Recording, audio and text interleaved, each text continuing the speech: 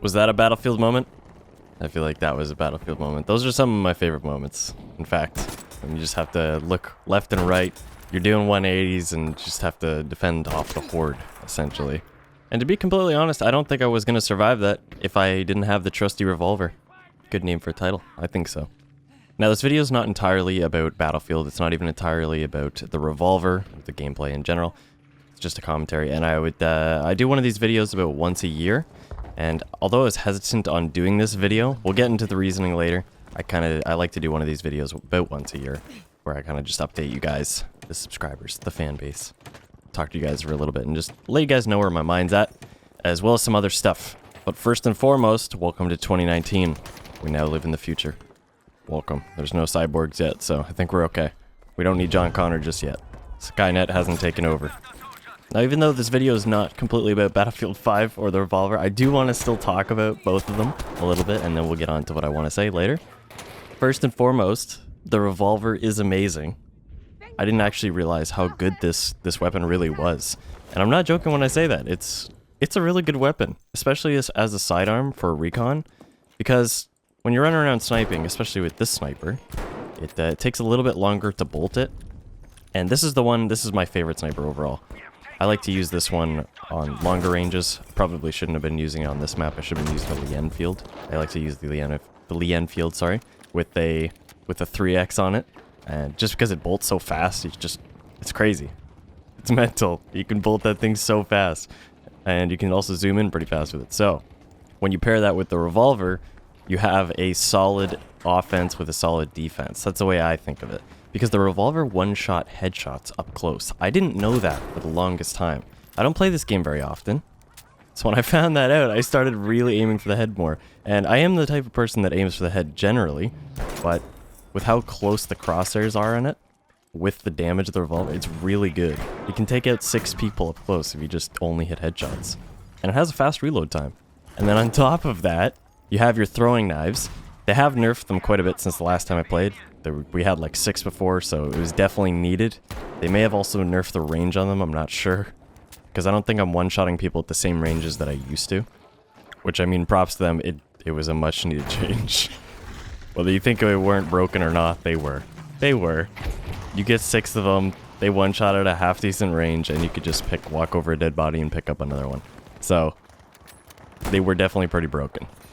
But now you kind of have to use them like, not necessarily a last resource, but say, example, you're using your pistol, you got to reload your pistol, and obviously you don't want to swap to your sniper up close. You can kind of try to pre-fire people with it, like I do here, and hope for the best. This is a perfect example. This is what I mean. Just left, right, and center. You just got to defend off the horde, and I wouldn't have survived that if it wasn't for the Revolver. I guarantee it. Now tell me if I'm wrong, but I feel like a lot of people are on a similar mindset that I have in this game. I've never had a game where you play it one round and all is going well, both sides are fairly balanced. You know, you both have 2 objectives, you kind of fight over the third, or you know, you're fighting on the tickets. Whatever it may be, everyone's kind of running around defending the areas and all that, and everyone's kind of working as a team, which is in my mindset, that's how Battlefield should be played, right? And of course it has the random moments or stuff just falls out of the sky and you die. But when did the game stop being Battlefield and it start being prone field? Because in what I remember, Bad Company 2, and I loved that game, I think a lot of people did, there was no proning. There was no reason to prone. Well, you couldn't, first of all. But there was no LMGs with bipods on it, and I know they're going for historical accuracy and all that. But it is a video game, and there's just too many people collectively, as a group, proning at the edge of the map with snipers, and there's AA tanks behind them that you can't even get at. The planes can't attack them because they're AA tanks. And then they just go and resupply afterwards, and they're taking out infantry. I find that that's a big issue with the game right now, because there's just so many people. People just go prone and they're invisible. You'll never see them. You just run right by them. That's a big issue that I've found, because one round you'll be perfectly fine, like I said. Both teams are fairly balanced. Occasionally you'll run into the proners or the people hiding in the corners and stuff, defending an area, which I understand. That's fine. Makes me angry when you're on a good kill streak and you're just running around defending the zone or attacking the zone. and then you get that guy in a corner. Anyways, I digress. I guess what I'm getting at is I just don't understand how people have fun doing that. Especially when you only have 2 objectives. 2 flags, 2 capture points. You guys you gotta push forwards, even if you're dying. It doesn't matter, it's Battlefield, that's the point. You're playing for the objectives, not your KD. I mean, occasionally I play for my KD too, so who am I to say anything?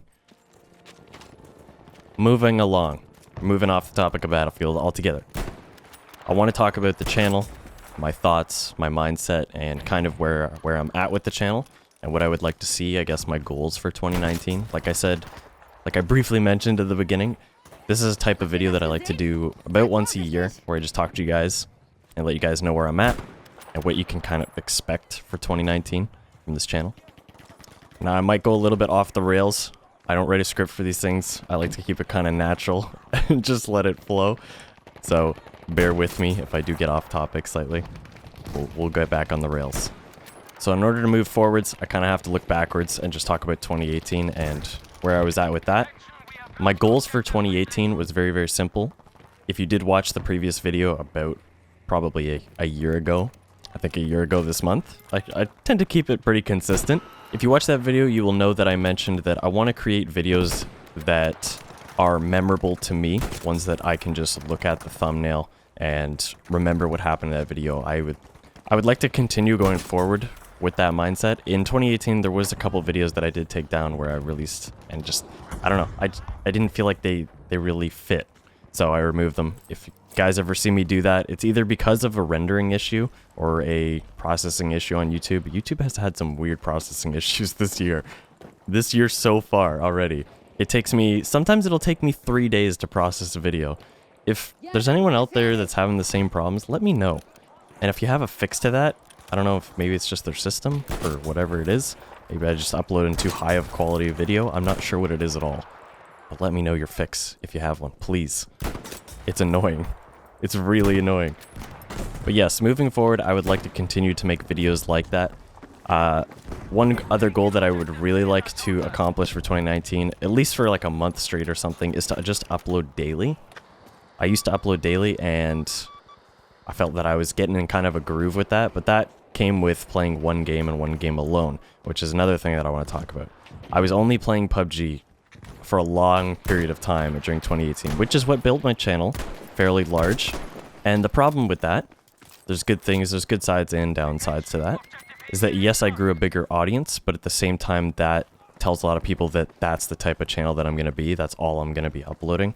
And for 2019, I don't want to do that. I want to upload a lot of different games. I want to play a variety of games. It may not only be FPS games on this channel anymore. I'm not going to play anything that's too far-fetched, like a phone game. You most likely will never see me play a phone game because, first of all, my phone can't even handle phone games. It overheats. And I really only use it for text messages and calls, if I'm being honest. I'm at that age. I'm old. But I have been uploading a somewhat variety of games recently, and people seem to enjoy that. That's what I used to do all the time.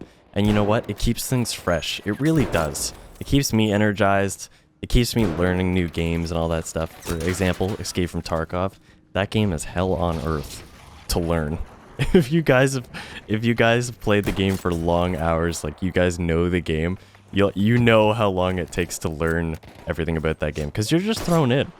They don't give you any sort of tools to understand the game whatsoever. They're like, here, play our game, and good luck, essentially. You have no sense of direction. That game is tough, but it is a lot of fun. It's actually, they've done some work on it. Anyways, that's not about what this video is about. Like I said, I might get derailed, but we'll get back on track. I was just using that as an example because it keeps things fresh. I think it does. So with a variety of games, I hope everyone knows that I'll never accept a sponsorship, or I'll never really play a game that's gonna be way too out there. For sponsorships, I only accept any sort of sponsorships that I think is gonna be good for both parties. Example, you guys and myself. I'm only gonna have fun playing it. That's the only way I ever accept those. Has to be something that I think you guys are gonna enjoy as well. I'm not gonna play Hello Kitty's Adventure. I'm pretty sure not a lot of people want to see that. There's probably going to be some people saying they would watch that. Anyways, over the last year, I was partnered with Asus ROG, and during the course of that time, I did receive a 2080 from them, which I want to give away to you guys. So if that's something you want, something you think you would need, feel free to enter. It's very, very easy in the description. Hopefully it's easier than what it took me to set it up. I did a test giveaway and I guess their system banned my account. They flagged it as suspicious because I had to figure out how the hell to set it up. If that's something you think you would want, sign up in the description. It is very easy. And make sure to do it with the email or whatever so that I can get your address if you win. I wish you guys the best of luck with that. Thank you guys for watching and support over 2018. And hopefully 2019 will be a really good year as well. Thanks for watching again. Hope you guys enjoyed. And I'll catch you guys in the next one.